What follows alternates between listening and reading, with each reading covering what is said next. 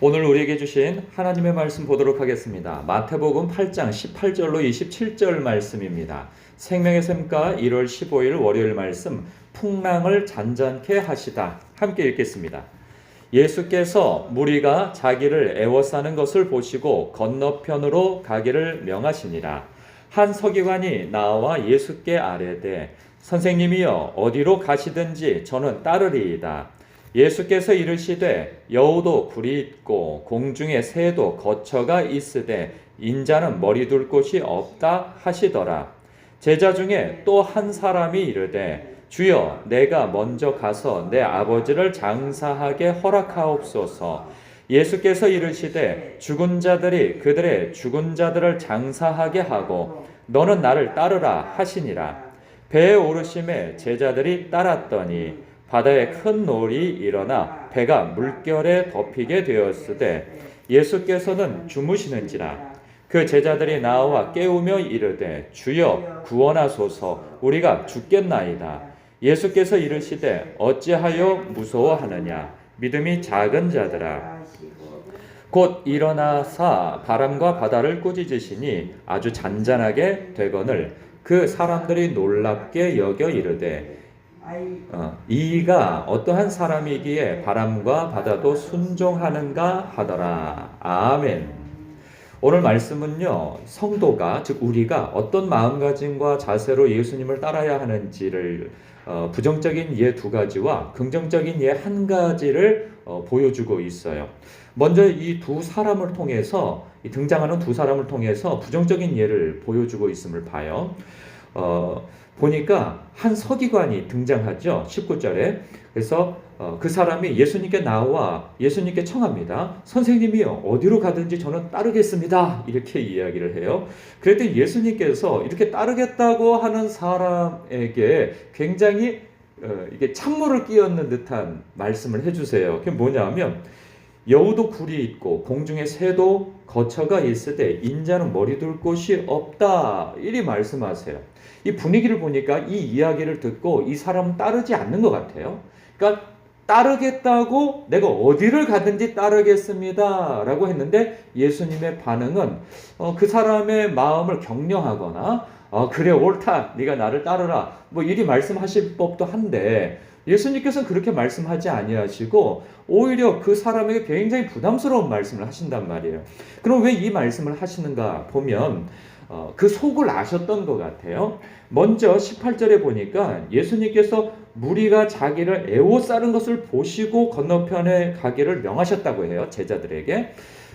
그때 보면 많은 무리가 예수님을 애워쌌다는 것을 보면 이미 예수님은요 굉장히 인기가 있고 사람들로부터 주목을 받는 그런 위치와 그러한 주목을 받는 분이셨던 거예요. 한 예수님의 공생의 사역이 한 1년 정도 되어졌을까? 그러니까 초기인 거죠. 그랬을 때 세상에서 주목을 받았던 세례 요한으로부터 그가 그리스도라 하는 칭함을 받기도 하였고요. 그리고 예수님께서 앞서 본문에서도 보면 나병 환자가 깨끗해짐을 받고요. 그리고 로마 백부장의 하인이 또 나음을 받습니다. 사람들의 시선이 다 주목되어지는 거죠. 그러면서 또 베드로의 장모가 고침을 받게 되어지고 그 이후에 날이 저물었을 때 많은 허다한 그런 병자들과 귀신 들린 자들이 예수님께 와서 고침을 받고 그렇습니다. 그러니까 사람들의 얼마나 주목을 받습니까? 이 서기관이라고 하는 사람은요, 그 시대에 굉장히 엘리트예요. 그러니까 하나님의 말씀, 그러니까 오늘날로 말하면 국회의원이면서 또는 법조계에서 일하는 판사나 변호사, 검사 이런 사람일 수 있고요. 혹은 교육계에서 본다면 교수나 선생님, 굉장히 그 시대적으로 엘리트이며 또 머리 좋은 사람이며 공부도 많이 한 사람인 거죠. 그런데 이 사람이 예수님을 따르겠다고 해요. 그런데 그 이면에 예수님께서 아신 거죠. 네가 나를 따르면 편안한 길, 복된 길, 세상으로부터 주목받는 길이라고 생각하고 나를 따르는구나. 이리 말씀하시면서 아주 부담스러운 말씀을 하신 거죠. 여러분 한때 여대생들 가운데 목사 사모가 되는 게 굉장히 꿈이었던 때가 있었어요. 왜 그런가 하면 가만히 보니까 대형교회 목사님들이 굉장히 큰 대기업 회장처럼 그렇게 보였던가 봐요. 그러니까 그 큰 교회 사모가 되어지면 굉장히 자신도 높여지고 남편과 더불어서 많은 사람들로부터 대접을 받고 이제 이런 것을 생각했던가 봐요. 그래서 한때에는 목사 사모가 굉장히 여대생들로부터 그 신랑감 뭐 2순위, 3순위 뭐 이렇게 되어지는 때가 있었단 말이죠. 그리고 또 목회자 후보생들도 굉장히 많이 일어났던 때가 있어요. 그런데 그도 역시 마찬가지로 큰 교회에 뭐 담임 목사 그리고 큰 교회를 이루어서 많은 사람들로부터 존경을 받고 주목을 받고 이런 것들을 꿈꾸면서 목회자 후보생이 되어졌던 그런 사람들도 있고 뭐 다 그런 건 아니지만 덜어 있고 그렇단 말이죠. 그러니까 예수님을 따르는 길이 복을 받는 길이다라고만 생각한다면 그 길은 결코 그런 길이 아님을 알라는 거죠. 예수님께서. 그러니까 제자의 삶. 누구든지 나를 따르려거든 자기를 부인하고 자기 십자가를 지고 나를 따라야 할 것이다 라고 나중에 16장에서 예수님께서 말씀하시거든요. 예수님을 따르는 길은 그렇게 호락호락한 길이 아니에요. 성도의 길은 그렇게 호락호락하고 자기가 입진양면하고 복을 받아서 다른 모든 사람들에게 주목을 받는 그런 길이 아니라 말이죠. 저도 한때에는 그런 젊었을 때에는 20대 때에는 그런 꿈을 가졌던 적이 있었어요. 그러나 하나님께서 말씀과 기도 생활을 통하여서 신앙의 어떤 그 과정 속에서 그런 길이 아니라는 것을 깨닫게 되어졌단 말이죠. 그런가 하면요, 21절에는요 또 달라요. 보니까 제자 중에 또 한 사람이 이르되 주여 내가 먼저 가서 내 아버지를 장사하게 허락하옵소서라고 얘기를 합니다. 그러니까 예수님을 따르는 무리들 가운데에서 한 사람에게 예수님께서 너는 나를 따르라 아마 이렇게 말씀하셨던가 봅니다. 그러니까 앞서 사람과는 좀 다르죠. 앞에 있는 사람은 서기관은 자기가 자청해서 따르겠다고 하는 사람이고 여기 지금 21절에서 등장하고 있는 제자 중에 또 한 사람이라고 하는 사람은 예수님으로부터 청을 받았다고 하는 그런 분위기가 좀 느껴져요. 그런데 이 사람의 반응이 뭐냐면 주님 내가 먼저 가서 내 아버지를 장사하게 허락하옵소서라고 이야기를 합니다. 그랬더니 예수님의 반응이요 또 그렇습니다. 아주 부담스러운 말씀을 하세요. 죽은 자들이 그들의 죽은 자들을 장사하게 하고 너는 나를 따르라 이리 말씀하세요. 이거 얼마나 부담스럽습니까? 그러니까 그 당시에 우리나라도 마찬가지고 그 당시에도 마찬가지고 유대 사회에서 그 아버지가 그러니까 아버지가 돌아가셔서 장사하는 일은 너무나도 중대한 일입니다. 이것은 미뤄둘 수 있는 것이 아니고 무엇과 맞바꿀 수 있는 일이 아니에요. 삶에 있어서 1순위로 인정되어지는 거란 말이죠. 그런데 예수님께서 야야 아니다. 죽은 자들이 그러니까 죽은 자들은 뭐냐 하면 예수를 따르지 않는 사람들이죠. 그들의 죽은 자들은 그의 아버지가 되겠죠. 실제로 죽은 사람이 되겠죠. 그들을 장사하게 하고 너는 나를 따르라 이 말씀을 하시는 거예요. 그러니까 이 말씀인즉슨 무엇이냐? 예수님께서 장사 지내지 말라 그런 말씀이 아닌 거죠. 너의 할 도리를 당연히 하라. 주님은 그렇게 가르치십니다. 근데 문제는 뭐냐면 우리의 삶 속에서 이런 일이 있어요. 하나님의 일과 내 일이죠. 사람의 도리, 인간의 도리. 이것이 충돌되어질 때 무엇을 따르겠느냐라는 거예요. 너의 삶의 우선순위가 무엇이냐 하는 것이에요. 우리의 삶에는 그런 일들이 많습니다.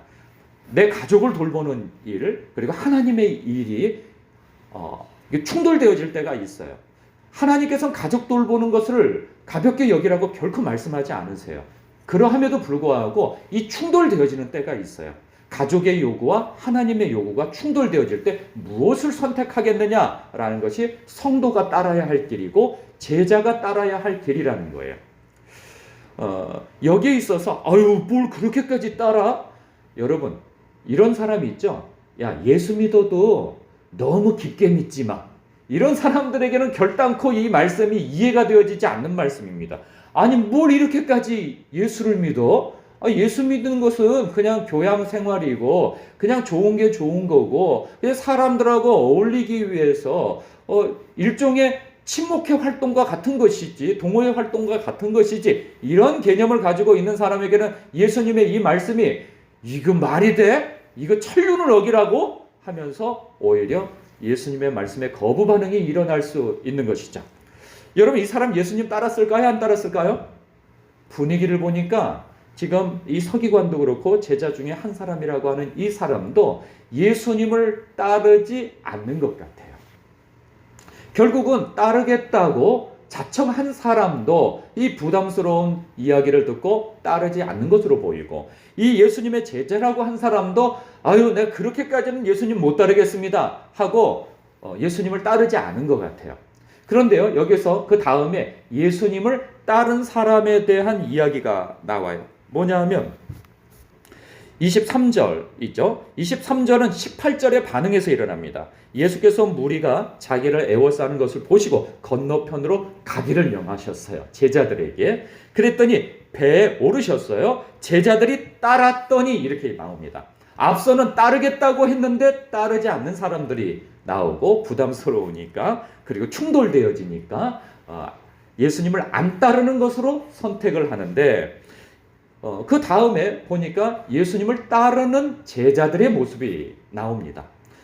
그렇죠? 여러분, 그렇다면 제자의 삶, 성도의 삶이 무엇이겠습니까? 예수님이 이래라 하면 이럴 수 있는 사람입니다. 그것이 바로 성도의 삶이에요. 성도의 선택이라 말이죠. 여러분의 삶 속에서도 내가 뭘 계획했거나 내가 무슨 마음을 품었고 하는데 예수님께서 내 생각과 충돌이 되어지고 내 마음에 부담이 되어지며 내 계산과 반대로 생각되어지는 그 지점으로 예수님께서 나를 인도하신다면 여러분 어찌 선택하시렵니까? 너는 나를 따르라. 그리고 저 건너편으로 가자. 한 그 건너편은요, 조금 보면요, 아주 부담스러운 상황입니다. 이 건너편으로 가기 전까지는 예수님이 굉장히 주목받고 예수님을 따르면 야 이거 크게 나도 주목받겠구나 이런 상황인데, 예수님은 그 주목받는 것을 뒤로 하시고 제자들에게 주목이 되어지는 것도 뒤로 하시고 저 강 건너편으로 가자고 하세요. 그런데 그 강 건너편으로 가는 것은 보통 사람들이 예상했던 것과 전혀 다른 무덤가, 귀신 들린 사람, 그 사람에게로 가고 있는 거예요. 근데 그 여정 속의 과정도요, 풍랑을 만나요. 보니까 24절에 바다에 큰 놀이 일어나서 배가 물결에 덮이게 됩니다. 그랬더니 예수님께서 그때 적극적으로 나서가지고 제자들과 함께 물을 퍼내시든지 아니면 좀 제자들이 두렵지 않는 상황을 미리 만들어주시면 좋겠는데 주무시고 계시네요. 주무시고 계셔. 우리의 삶 속에서도 마치 그렇게 느껴질 때가 있어요. 예수님께서 가라 하신 길을 우리는 걷고 있고 예수님과 함께, 왜 예수님이 약속하셨잖아요. 내가 너희와 세상 끝날까지 항상 함께 할 것이다. 자든지 깨든지 항상 너희와 항상 함께 할 것이다 라고 말씀하셨. 그 믿음을 가지고 우리가 이 세상을 살아간단 말이에요. 그 믿음을 가지고 우리는 기도하고요. 그 믿음을 가지고 신앙생활을 하고 있단 말이에요. 그런데 삶 속에서 보니까 큰 놀이 일어나서 배에 물이 막 들어차는 거예요. 큰 놀이라는 것은 큰 물결이라는 거죠. 물결이 들어쳐서 배에 막 들이닥치는 거예요. 그런데 여기 이 배에 사람들이 3분의 1이요. 12명 중에, 그러니까 예수님까지 쳐서 13명인데 이 13명 중에 3분의 1은요. 어부예요. 어부. 이 어부가 감당하지 못하는 거예요. 자기가 그 배를 다루는 사람들 아니겠어요. 그런데 이 외적인 그러한 파도에 의하여서 이 배가 막 뒤흔들릴 때에는 어부도 감당하지 못하는 거예요. 그 상황을. 우리의 삶도 마찬가지예요. 내가 이 일에는 내가 전문가지. 그리고 내 나이가 아직 젊지. 난 똑똑하지. 내 수완이 있지. 경험이 있지. 난 돈도 있지. 뭣도 있지. 건강도 있지. 그러는데 내가 마음만 먹으면 무엇이든지 할 수 있을 것 같은 그것이, 그리고 주님께서 가라 하신 길이며 함께 하신 길이라고 생각하는 그때 고난이 일어난단 말이에요. 그때 우리가 그 고난이, 주님 앞에 기도 안 합니까? 기도도 하죠. 그 문제를 해결하려고 이리 뛰고 저리 뛰고 하는데도 그 문제가 잘 해결되지 않을 때 우리는 이런 마음 가질 수 있어요. 주님 주무시나? 나에 대해서 관심을 끄고 계시나? 나의 기도를 바쁘셔서 못 듣고 계시나? 이런 생각이 들 때가 있어요. 그래서 그 조급한 마음에 지금 제자 하나가 나서서 주여 우리가 죽게 된 것을 돌아보지 아니하시나이까 하면서 그 예수님을 깨우죠. 아주 무서워하는 가운데서 깨우고 있어요. 예수님께서 일어나셔서 바람과 바다를 잠잠케 하시죠. 잠잠케 하세요. 근데 예수님께서요, 여기에서 어찌하여 무서워하느냐 하고 이 믿음이 작은 자들아 하면서 책망을 하시거든요. 그런데요, 여러분 여기서 오해하지 말아야 될 것은 이 주무시는 예수님을 깨우는 제자들의 행동이 잘못된 게 아니에요. 깨워야 돼요. 예수님께 간구해야 되는 거죠. 이 자체가 나쁜 게 아니고 그들이 무서워하고 있다 하는 것이 문제인 것이지, 여기에서 그들이 예수님을 깨운 행동은 나쁜 것이 아니에요. 여러분, 우리가 문제를 닥쳤을 때 예수님께 부르짖어 기도해야 합니다. 그런데 우리 마음에 무서움이 있고 없는 것의 차이는 무엇이냐? 예수님이 누구신지 아는 만큼 우리의 믿음이 크고, 예수님이 어떤 분이신지 우리가 또 아는 만큼 우리의 신앙이 작을 수 있어요. 예수님이, 우리 하나님이 크신 분이면 우리의 믿음도 그거에 비례해서 클 것이며, 우리 하나님이 작은 분이라고 여긴다면 그 하나님을 작게 여기는 것에 비례해서 그 사람의 믿음도 작아진다는 거예요. 그런데 여기서 보니까 예수님께서 바람과 바다를 꾸짖어 잠잠게 해버리시거든요. 이때 그들의 반응이 무엇입니까? 27절이에요. 아니, 이분이 어떠한 사람이기에 바람과 바다도 순종하는가? 그러니까 이 고백이 뭐예요? 감탄사죠. 와, 참으로 하나님의 아들 그리스도이십니다 라고 그렇게 고백하는 것과 같아요. 그러니까 이 제자들도 예수님을 알아가고 있는 여정 속에 있는 거예요.